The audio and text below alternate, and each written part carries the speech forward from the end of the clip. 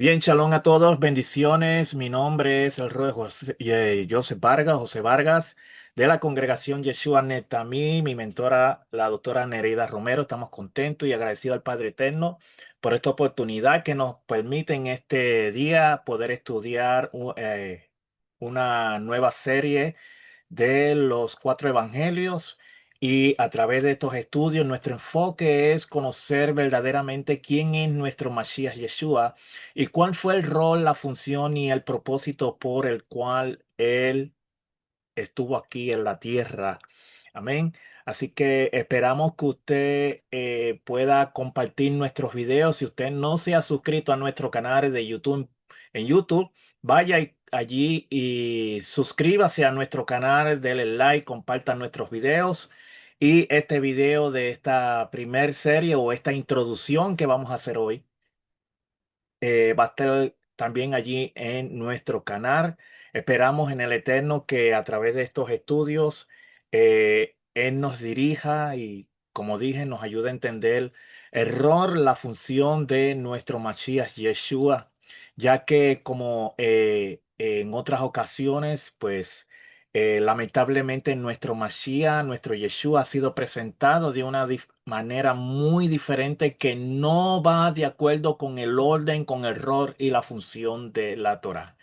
En este estudio exploraremos los cuatro evangelios y descubriremos cómo cada uno de ellos presentan una perspectiva única de Yeshua a través de los relatos de Mateo, Marcos, Lucas y Juan. Eh, Como dije, conoceremos el rol, la función, el propósito de nuestro Mashiach Yeshua dentro del plan redentor de Hashem nuestro Elohim o como Dios, como mayormente hemos conocido en otras ocasiones como Jehová.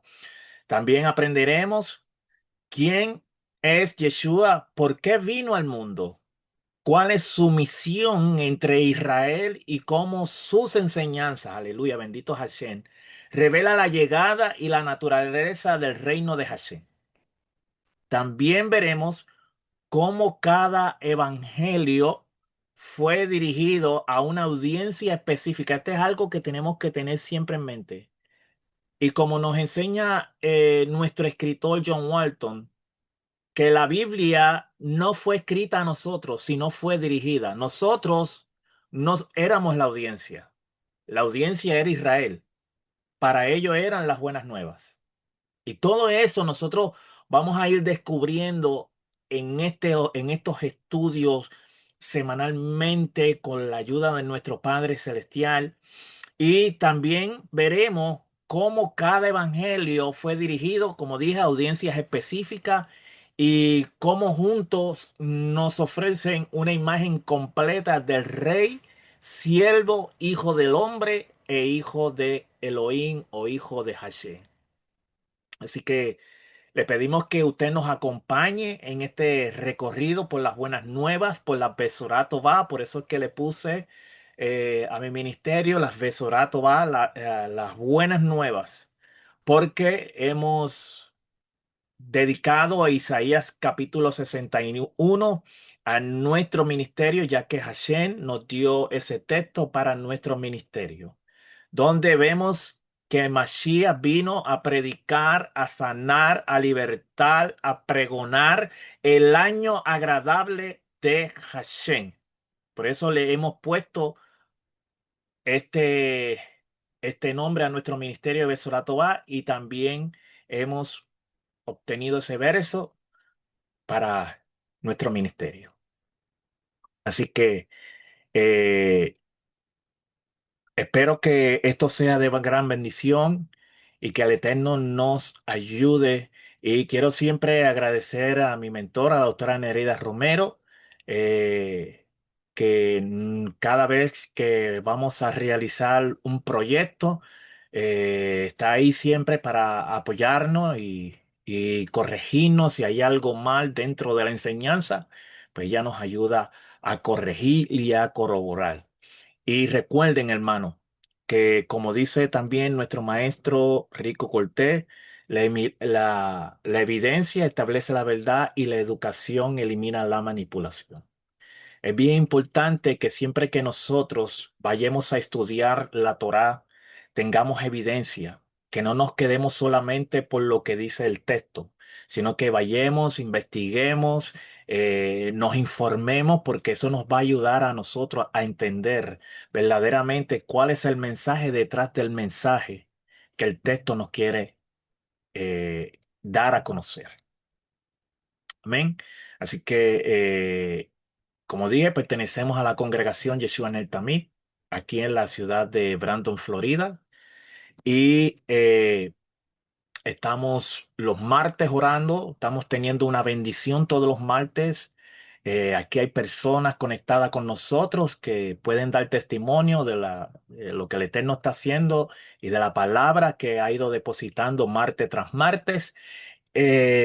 Los jueves mi esposa está con las damas, los viernes nuestra hermana pastora Evelyn y pastor Iván están con el servicio de Shabbat a las 7 de la noche y la pastora a las 8 de la noche con la enseñanza semanal.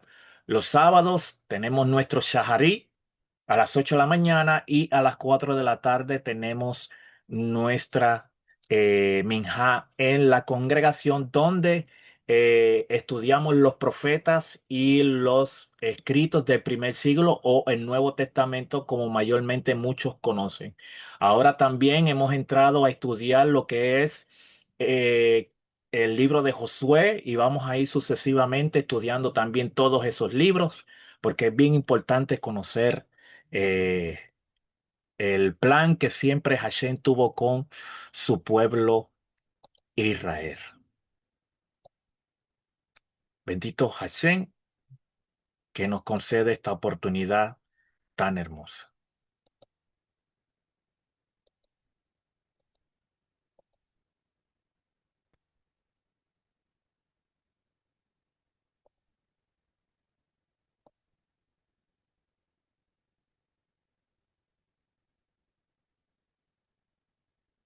Los cuatro evangelios, historia, cultura y teología.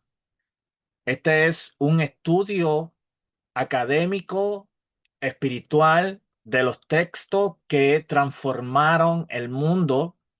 Como dije, vamos a recorrer el contexto histórico, la geografía, la cultura y el mensaje profundo de cada testimonio de nuestro Mesías Yeshua.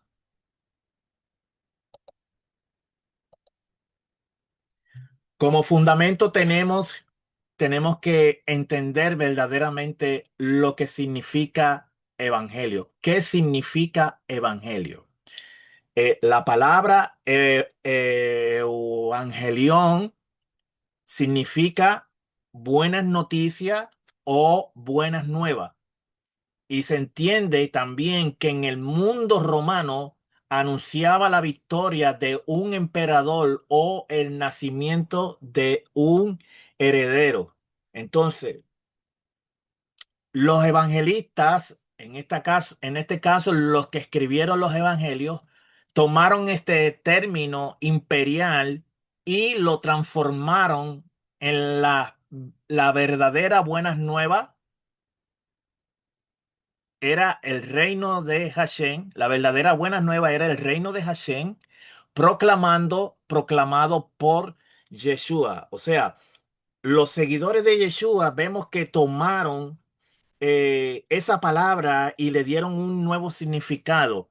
Eh, Como dije, las verdaderas buenas nuevas no era el poder romano, sino que el reino de Hashem había llegado por medio de Yeshua, por medio de Yeshua. Entonces, las buenas nuevas, mis amados, era un mensaje de esperanza y de liberación y restauración para todos los pueblos. O sea, resumiendo todo esto, vemos que el evangelio, la palabra evangelio, es el anuncio de que Hashem eh, está estableciendo su reino a través de Yeshua, trayendo salvación, restauración y esperanza para todos los pueblos. Ahora veamos lo que es el mundo del siglo I o del primer siglo.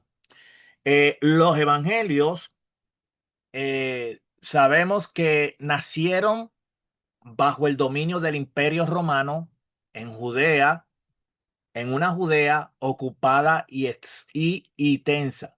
Entonces tenemos como primero a Augusto eh, del año 27 antes de la era común y el año 14 después de Cristo.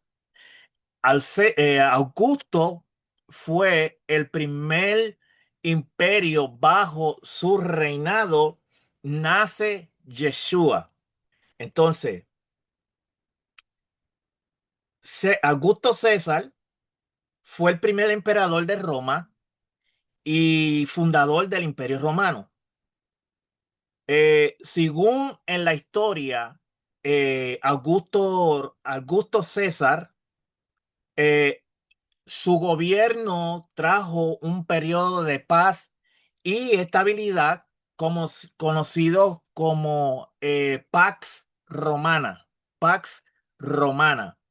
Y según el contexto histórico de los evangelios, Yeshua, nuestro Mesías, nació eh, cuando se realizó el censo. Y eso usted lo puede ir a averiguar en Lucas capítulo 2 en el verso 1, eh, donde Augusto, eh, el emperador que se asocia con el censo que se realizó cuando nació Yeshua. A través de este censo, Augusto César fue demostrando habilidades extraordinarias como líder y administrador. También vemos que Augusto inauguró, como dije, la paz romana, un periodo supuestamente de paz y estabilidad sin precedente en toda la región mediterránea. Y esta paz lo que permitía, mis amados, libertad y relativa seguridad para viajar, lo cual fue un factor clave para la rápida extensión en este caso, del cristianismo. Entonces, en Lucas 2.1 dice, porque en aquellos días Augusto César decretó que se levantara un censo en todo el imperio romano, y este primer censo se efectuó cuando Cirenio gobernaba en Siria. Así que iban todos a inscribirse cada cual a su propio pueblo. También José era descendiente del rey David, pero eso lo vamos a ir averiguando a más a medida cuando entremos de lleno al evangelio. Luego tenemos a Tiberio.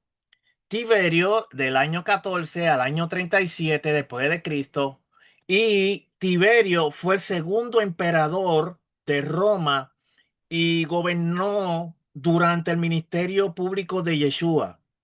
Y en su reinado, Judea estaba bajo el dominio romano y Poncio Pilato aquí ejercía como gobernador.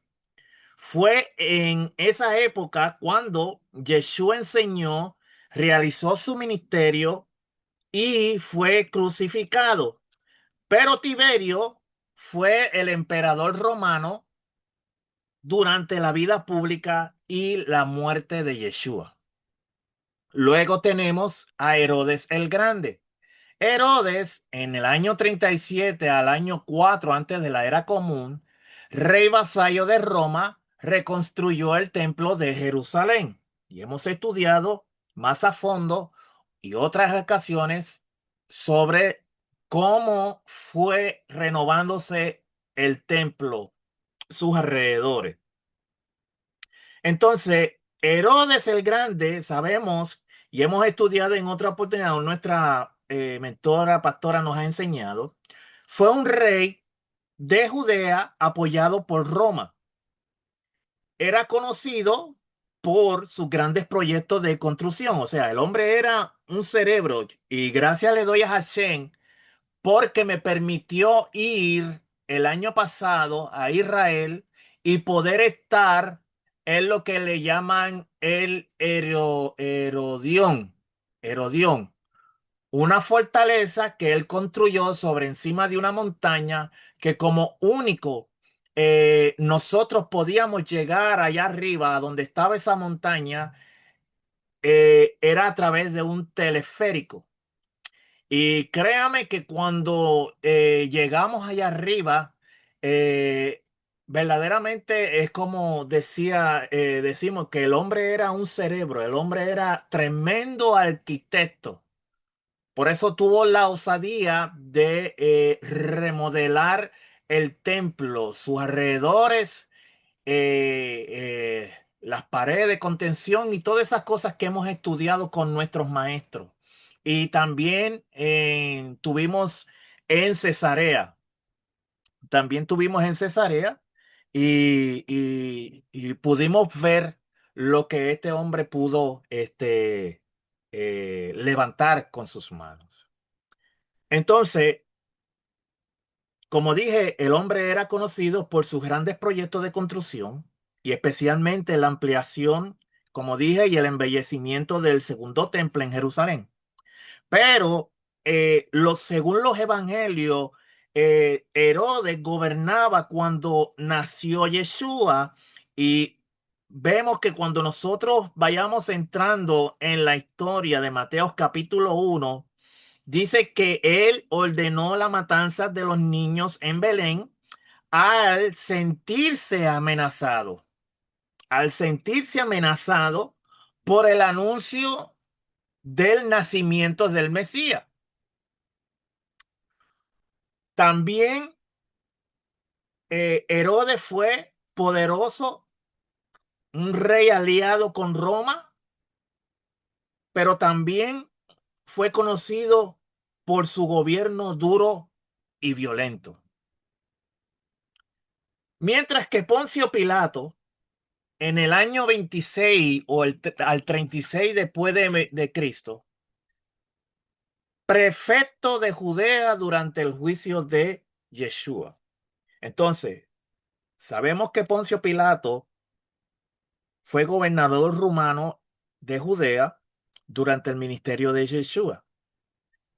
También hemos leído en la Torá que fue quien presidió el juicio romano contra Yeshua y autorizó su crucifixión bajo la presión de las autoridades religiosas y de la multitud.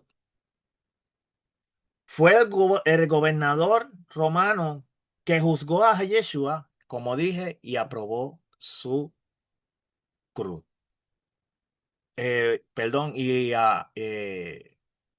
aprobó la ejecución en la cruz. Ahora, tenemos aquí el Evangelio de Marco. ¿Por qué Marco y no Mateo?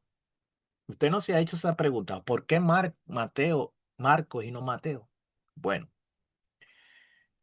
según lo que pude estudiar, eh, Juan Marco fue compañero de Pedro para allá, para el año 65 o 70 después de Cristo. Y la audiencia, cristianos romanos en tiempos de persecución. Muchos estudiosos creen que Marco fue escrito primero porque fue el evangelio más corto y porque gran parte de su contenido aparece también en Mateo y Lucas y a menudo con palabras muy parecidas. Entonces, se piensa que Mateo y Lucas utilizaron a Marcos como una de sus fuentes al escribir sus relatos. Por eso se considera que Marcos fue escrito primero porque su contenido, el contenido de su libro eh, parece servir de base para gran parte de Mateo y Lucas. Entonces, se dice también que Marcos fue escrito para creyentes en Roma que vivían bajo la presión y la persecución. Entonces, él escribe su evangelio con el único fin para animarlos a mantenerse firmes en su fe en Yeshua, a pesar del sufrimiento. Por eso eh, se necesitaba ánimo para preservar. O sea, en pocas palabras, Marcos es el más corto y dinámico porque presenta a Yeshua como el siervo de Hashem, sirve, sirve, sufre y actúa con autoridad. Y vamos a ver que usa frecuentemente la palabra inmediatamente con el único fin para mostrar rapidez y urgencia, animando a los creyentes a mantenerse firmes en tiempos de dificultad. Y también muestra a Yeshua como el siervo poderoso que actúa con rapidez y entrega su vida por los demás. Por eso es la razón de que se cree que el Evangelio de Marco se escribió primero que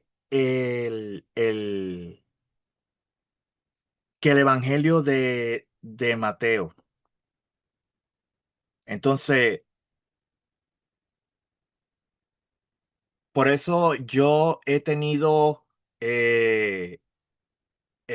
me he acercado a personas y le he hecho la pregunta por qué muchos estudian el libro de Marcos y y después el libro de Mateo. Y las respuestas que me dan son las mismas. Ellos dicen que el Evangelio de Marco es corto y se dice que la sencilla razón de que tanto Mateo y Lucas usaron a Marcos para ellos escribir sus evangelios. Ahora tenemos a Mateo, autor tradicional Mateo, el recaudador de impuestos. Muchos dicen y enseñan que este Mateo dicen que fue el recaudador de impuestos. Otros dicen que no. Otros dicen que Mateo no se sabe quién fue quien lo escribió.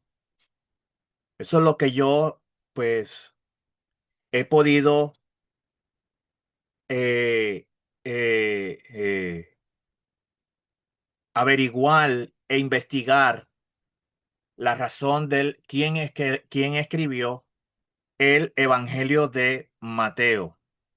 Otros dicen que el autor que escribió Mateo también fue llamado Leví. Entonces, vamos a ver que a la audiencia, esto es importante, a la audiencia de que se le envió, se escribió este evangelio fue a una comunidad judía. Y Mateo presenta a Yeshua como el Mesías prometido que cumple la Torá y los profetas, estructurando en sus cinco grandes discursos y presenta el reino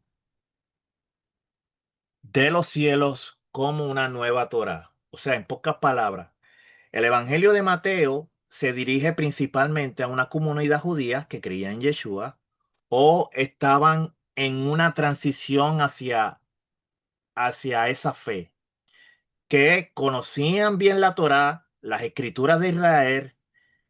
Por eso Mateo insiste en su evangelio mostrar que Yeshua es el Mesías prometido y el cumplimiento de la Torá y los profetas. Y sabemos que hemos leído en la Torá que los profetas profetizaron sobre el advenimiento de el Mashiach.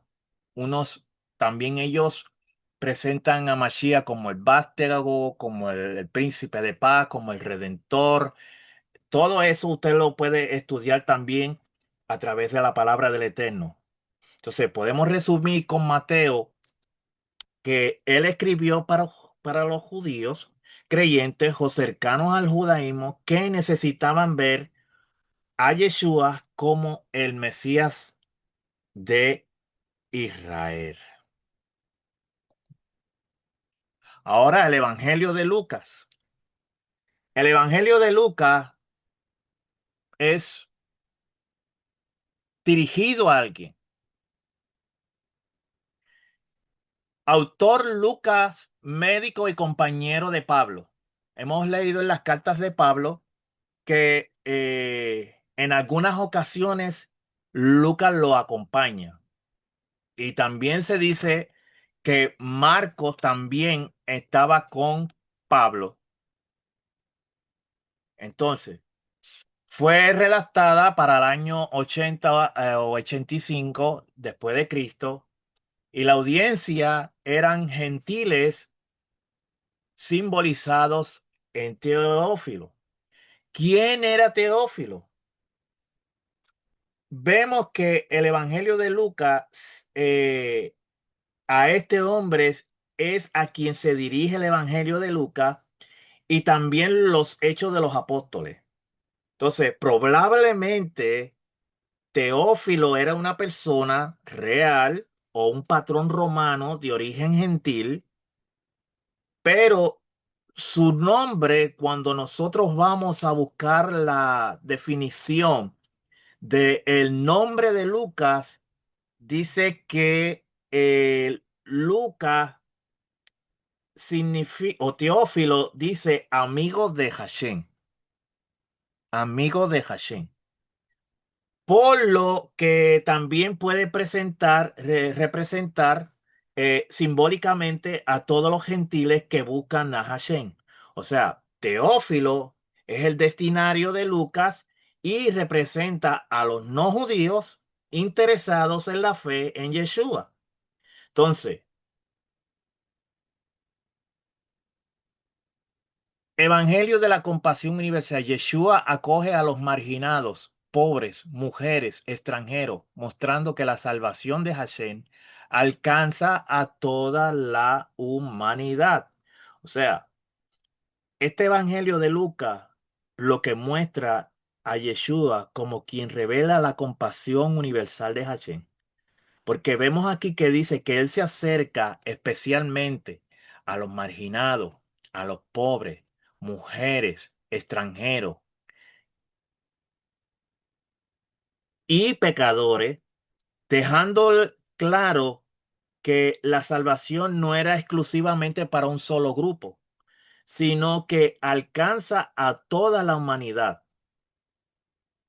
O sea, podemos resumir en esto que Yeshua aquí está demostrando que la misericordia de Hashem incluye a todos sin excepción.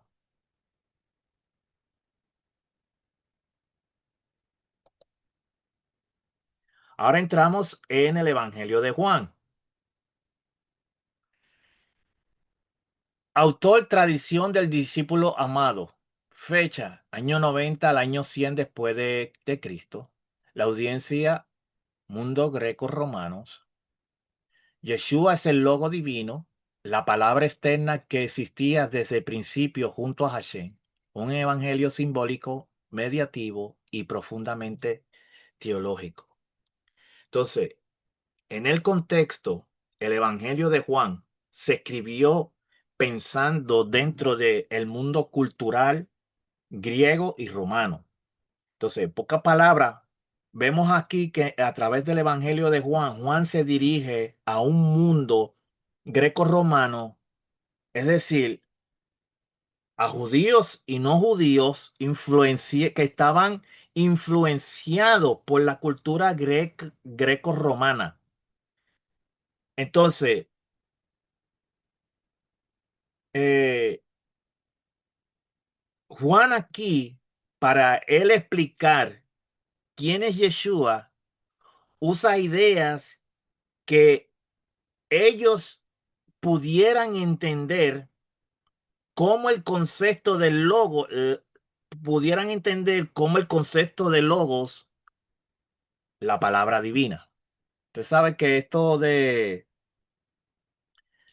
la palabra logos ha creado una fuertes debates entre muchos. Yo no quiero entrar en eso ahora, pero vamos a ir entrando cuando lleguemos al Evangelio de Juan. A ver si Yeshua era el logo o no, pero eso lo vamos a tocar después. El hermano More Rico Cortés tiene un estudio sobre la imagen sobre la imagen, quién es la imagen. Así que vaya allí a YouTube y usted puede eh, entender un poco más sobre esto. Entonces, vemos aquí que este evangelio presenta a Yeshua con la visión más profunda sobre identidad, llamándolo el logo, o sea, la palabra eterna de Hashem, que ya existía desde el principio y que luego se hizo carne. Entonces, Juan muestra a Yeshua como la palabra eterna de Dios se hizo carne con un enfoque espiritual y y teológico profundo. Ahora, capas profundas. El mensaje detrás del mensaje. Y esto es algo que me gustaría que eh, tengamos en cuenta. Porque primero tenemos identidad. ¿Quién es Yeshua? Mesías, siervo, logos. Cada evangelio responde de forma distinta, o sea, en contexto. Eh, Esto es lo que significa que los cuatro evangelios presentan a Yeshua desde distinto énfasis, no como contradicción, sino como perspectivas complementarias. O sea, en pocas palabras, cada evangelio responde a la pregunta de quién es Yeshua de forma distinta. O sea, lo presenta como el Mesías que cumple la promesa de Israel, según el Evangelio de Mateo. Marco lo presenta como el siervo sufriente y activo. El Evangelio de Lucas como el Salvador para todos los pueblos. Y el Evangelio de Juan, que vimos casi ahora, como el logo eterno de Hashem o la palabra. Entonces, vemos aquí que los evangelios muestran distintas facetas de Yeshua como Mesías, como siervo, Salvador universal y palabra eterna de Dios. Luego tenemos la justicia. El reino de Hashem invierte el orden, los últimos serán primero. Entonces, el reino de Hashem, en el reino de Hashem, los valores del mundo vemos que se invierten. ¿Por qué? Porque no se trata de poder, estatus o riqueza, sino de humanidad, servicio y justicia. Por eso, los que en el mundo consideran último pueden ser primeros delante de Dios. O sea, el reino de Hashem viene ahora y cambia las reglas humanas. La humanidad y el servicio tienen más valor que el prestigio. Wow. Liberación, buenas nuevas de libertad frente a la opresión política y espiritual. Y esta palabra resume eh, el mensaje del Evangelio de Lucas, porque hace énfasis en la liberación. Las buenas nuevas, como dije, significa que el mensaje de Yeshua anuncia libertad integral, no solo frente a la opresión política del Imperio Romano, sino también frente a la opresión espiritual, el pecado injusticia y todo lo que esclaviza al ser humano. Entonces, sabemos que Yeshua anuncia una liberación total, tanto espiritual como social, como dije al principio, Isaías capítulo 61:1, bajo el reino de Hashem. Entonces, luego tenemos nueva comunidad, un pueblo nuevo, sin fronteras de etnias, género ni clase. Esta idea lo que refleja cómo el mensaje de Yeshua redefine la identidad del pueblo de H dentro del Evangelio de Lucas y también en las enseñanzas apostólicas. O sea, el reino de Hachén forma una nueva comunidad espiritual donde ya no importan las barreras humanas como etnia, géneros o posición social. Todos pueden pertenecer, como dije al principio, todos pueden pertenecer por igual mediante la fe y la transformación de vida.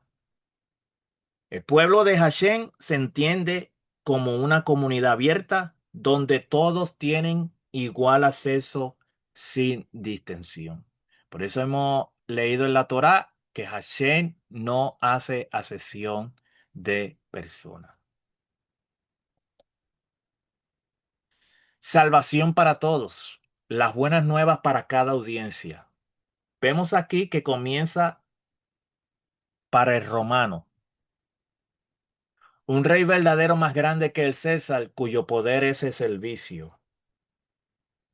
Y esta palabra aquí contrasta el poder del imperio romano con la visión del reino de Hashem anunciada por Yeshua. Yeshua, como dije, es presentado como un rey distinto al César, porque su autoridad no se basa en la fuerza ni en la dominación, sino en el servicio, la humanidad y el sacrificio por los demás. Entonces, sabemos que el verdadero rey en el reino de Hashem gobierna sirviendo, no dominando. Luego tenemos para el judío el cumplimiento de las promesas de Hashem y la llegada del Mesías esperado. Entonces, vemos aquí que esta palabra de para el judío resume el mensaje central de los evangelios. ¿Por qué? Porque la historia de Israel llega a su cumplimiento en Yeshua.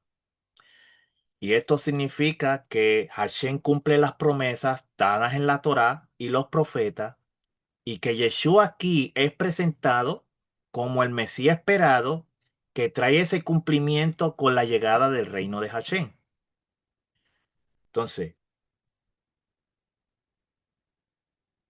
sabemos ahora que en Yeshua se cumplen las promesas de Hashem y se manifiesta el Mesías prometido. Luego tenemos para el gentil, inclusión plena en el pueblo de Hashem sin necesidad de la ley mosaica.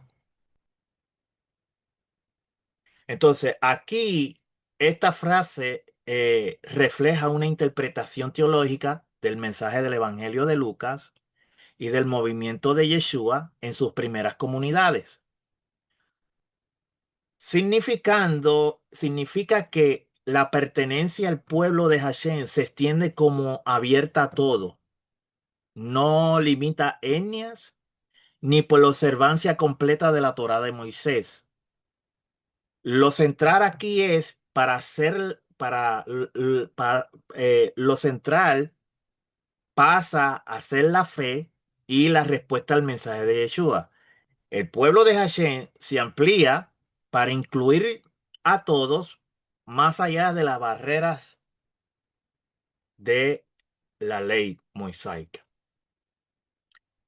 Para el griego, la verdad eterna, el logo divino que da sentido al cosmos. Entonces,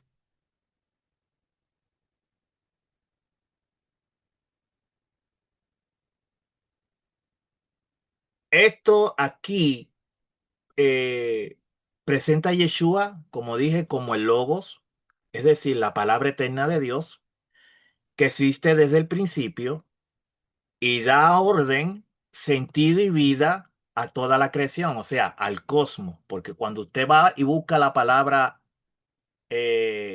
porque dice, porque de tal manera amó Dios al mundo que dio a su Hijo unigénito para que todo aquel que en él crea no se pierda, mas tenga la vida eterna.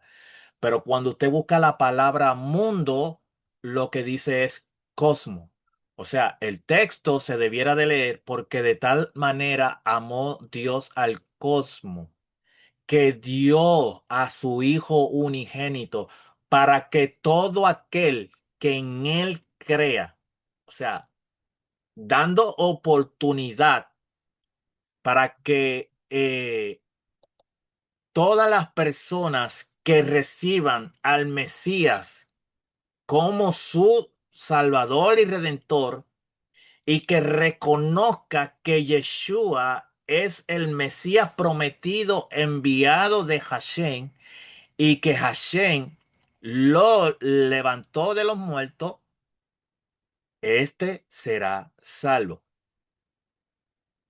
Por eso es, la pastora nos ha enseñado a nosotros la importancia de cuando nosotros decimos que, no me acuerdo en sí el capítulo y el texto, si alguien se acuerda, que dice de que está en Romano, ella nos habló y nos dio una clase sobre ese texto, que dice que el Padre resucitó a Yeshua de entre los muertos, que aquel que confiesa que Yeshua es el enviado de Dios, este será salvo. Entonces, Romanos 10:9, gracias, Calé, gracias. Romanos 10:9, allí usted puede ver que dice lo siguiente.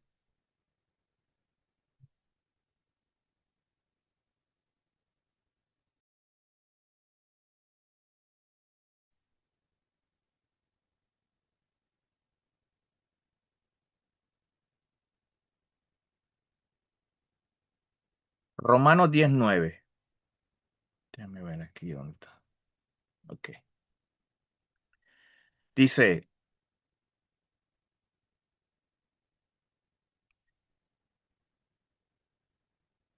la palabra, o sea, el verso 9, que si confiesas con tu boca que Yeshua es el Adón, es el Señor, y crees en tu corazón que Hashem, que el Elohim lo levantó de entre los muertos, será salvo. Entonces, cuando nosotros vemos aquí que eh, eh, para Juan, para Juan, presenta a Yeshua, como dije, como el logo, es decir, la palabra eterna de Dios, que existe desde el principio y da orden, sentido y vida a toda la creación. Lo vemos como que no es un solo maestro, sino la revelación viva de la verdad divina. Por eso uno debe que creer que Dios envió a su Hijo y nos dio la oportunidad a nosotros de ser parte sin exclusión, sin exclusión. Y que por medio de su Hijo podemos tener vida eterna. Por eso él, Hashem, amó el cosmos, que dio a su Hijo unigénito, para que todo aquel que en él cree no se pierda, mas tenga la vida eterna.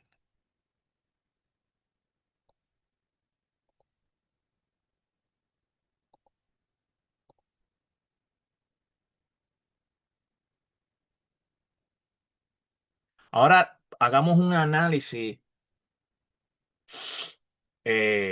una comparación teológica de los evangelios. Tenemos aspecto, tipo, énfasis. Yeshua es símbolo. Entonces, tenemos a Marco como tipo sinóptico, a Mateo y a Lucas, pero Juan no es sinóptico. El énfasis acción, ley, compasión, divinidad. Cada uno de estos evangelios presentan a Yeshua de diferentes formas. Marco lo presenta como el siervo sufriente, Mateo como el Mesías, Lucas como el Salvador, aleluya, y Juan como el Logo, o sea, como la palabra eterna de Hashem. Y cuando nosotros vamos a los símbolos de estos evangelios, Marcos tiene un león, Mateo tiene un hombre, Lucas tiene un buey y Juan un águila. O sea, los tres evangelios sinópticos, que son Mateo, el evangelio de Marcos y Lucas, se parecen mucho porque comparten la misma estructura, historias y fuentes. Pero el evangelio de Juan vimos que es diferente. ¿Por qué? Porque presenta a Yeshua de una forma simbólica, profunda y teológica. Entonces, los sinópticos son similares entre sí, mientras que Juan ofrece una visión más espiritual y reflexiva de Yeshua. Como dije, aquí está. Los tres sinópticos comparten estructuras y fuentes. Juan ofrece una mirada teológica y simbólica única. Crítica académica, perspectiva histórico-crítica. La investigación moderna estudia cómo se compusieron los evangelios y sus fuentes compartidas. El documento Q del alemán Quelle, fuente, que significa fuente, sería una colección perdida de dichos de Yeshua. Entonces, esto se refiere al trabajo de los estudios bíblicos actuales sobre los evangelios. La investigación moderna analiza cómo se escribieron los evangelios, qué fuentes usaron, tanto entre paréntesis como para decir orales o escritas, y cómo se relacionan entre sí para entender mejor su formación histórica. Entonces, Mateo, como dije al principio, y Lucas usaron a Marco y la fuente Q como sus fuentes principales para el material compartido. Entonces, se estudia el origen, la fuente de los evangelios para comprender cómo fueron compuestos. El documento Q es una hipótesis académica que propone que existió una fuente antigua hoy perdida con dichas enseñanzas de Yeshua que habrían usado Mateo y Lucas al escribir sus evangelios. Wow. Según tenemos aquí en esta foto.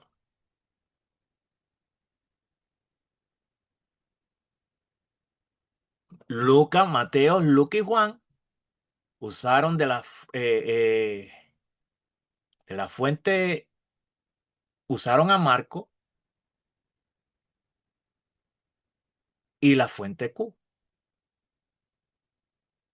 Y la fuente Q, como dije, viene siendo una hipótesis académica que dice que existieron fuentes antiguas que hasta el día de hoy están perdidas, con dichos y enseñanzas de Yeshua que habría usado Mateo y Lucas al escribir sus evangelios.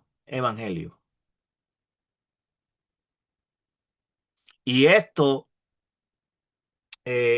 esta colección de enseñanza de Yeshua que ya no existe, pero que dicen que fue lo que ayudó a formar tanto el evangelio de Mateo y Lucas.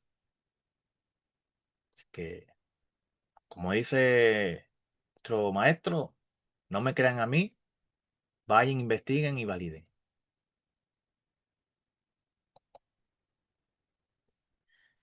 Ahora tenemos la relevancia contemporánea, los evangelios hoy en América Latina. La teología de la liberación redescubrió a Yeshua como aliado de los pobres y oprimidos.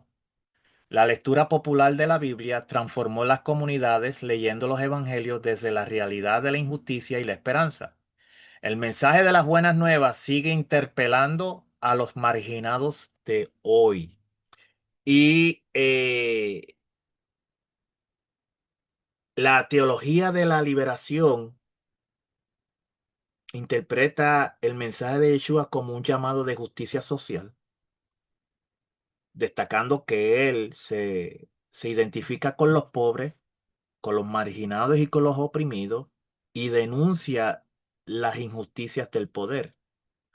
O sea, esta teología de liberación presenta a Yeshua como defensor de los pobres y de la justicia frente a la opresión.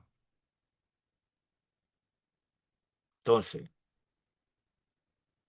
esto también se refiere cómo muchas comunidades de creyentes leen los evangelios de su vida diaria y sus problemas sociales. Pocas palabras significa que la gente común hoy día interpretan la Biblia no solo como historia, sino como un mensaje vivo que habla de sus propias luchas contra las injusticias y sus esperanzas de cambio de liberación.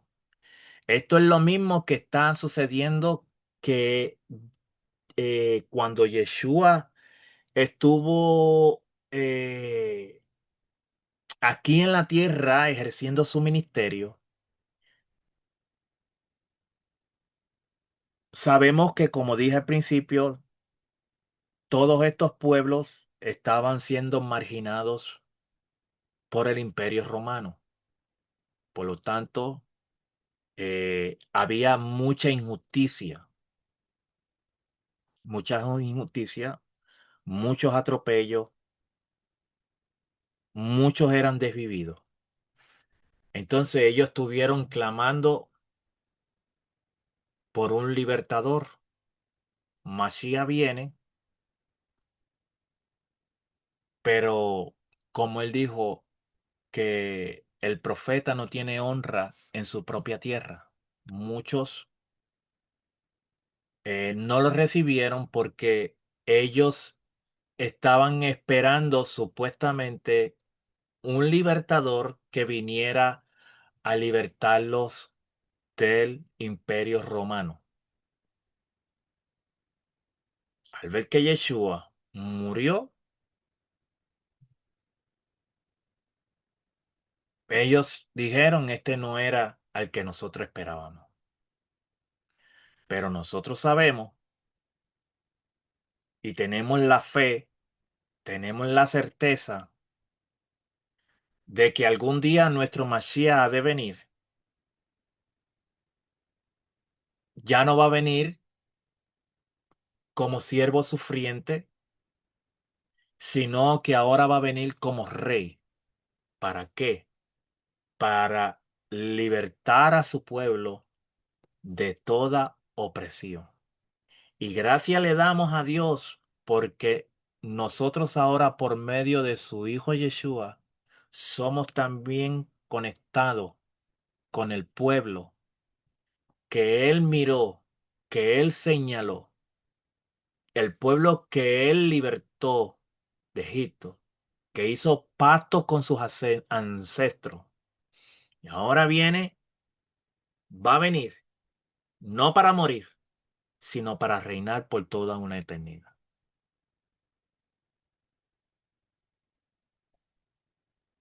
Para concluir, cuatro voces, un mismo testimonio. Yeshua revela el corazón de Hashem para toda la humanidad.